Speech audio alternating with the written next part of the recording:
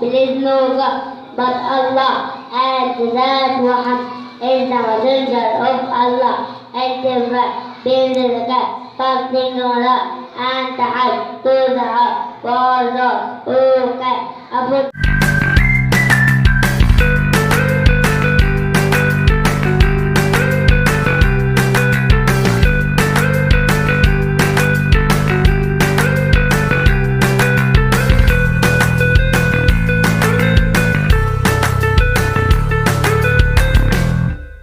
The next common myth and misconception is that people, they have Islam synonymous with terrorism.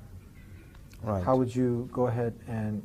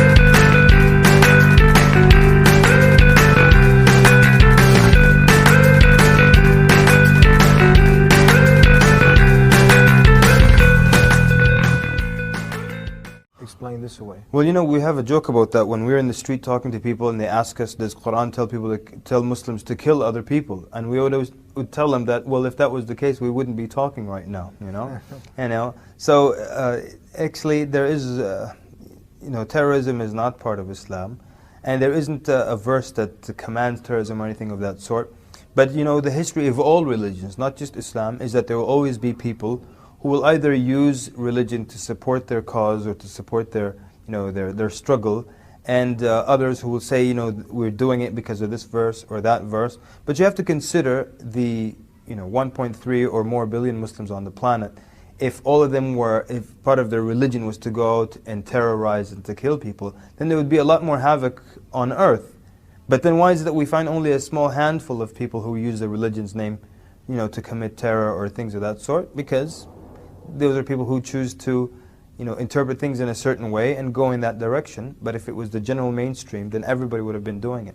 So there is no scripture or part of scripture that says go and do that.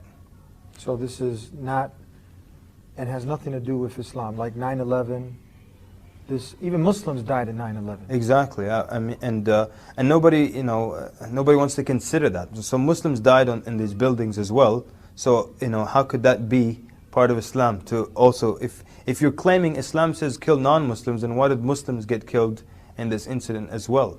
And many other things, like even in Saudi Arabia itself, they had a number of terror acts where civilians and Muslims got killed. So that means then we're dealing with specific rogue individuals who are extremists or who have made interpretations in such a way, and they use certain scripture to say this is how we justify these actions. So we've had also, I know I have it on thedeenshow.com, I've had other scholars on the show that have condemned this. And even when it happened, is it true that many of the top scholars, they didn't get much media press, but they all condemned hijacking airplanes, killing innocent women and children, 9/11, 7/7, whatever, Times Square bomber, all these things are not according with the teachings of Islam? Right, it's not according to Islam, and the majority of scholars, if not every living scholar, but still, like you said, they don't get enough media attention. And what you hear is, why don't the Muslim scholars come out and say this and that? And they do, but nobody listens to them. And at the same time also, it's very unfair where a non-Muslim would do the exact same thing that a Muslim would do, but it's not referred to as terrorism. And I remember, because I live in the Washington, D.C. area, or I used to live, and we had a couple of years ago what was known as the D.C. sniper. Yes. And this guy would go around and shoot people as they're coming from work and leaving the store and things like that. But it was fantastic. I was listening, and he was terrorizing. Everybody was afraid to get gas during those days. But I remember clearly listening to the radio, and they say, and the authorities have said that the sniper is not, repeat, not a terrorist. What do you mean he's not a terrorist? He's terrorizing people. Yeah. But what it really meant was that, this is not a Muslim. But he was terrorizing people, so he should be a terrorist by definition. So there's also, it's not very fair when it comes to the media. The other day there was a guy, this was many years ago, he parked his tractor, he had a tractor, he's a farmer, and he said he had the amount of explosives that brought down the Oklahoma building. And there was a 2-day standoff with him, and the newspapers only said disgruntled farmer. This guy had bombs like the ones used in Oklahoma, and they only said disgruntled farmer. I would just love if that guy had a little bit of a beard and he was, Muslim. It would not say disgruntled farmer or disgruntled, it would immediately be a terrorist.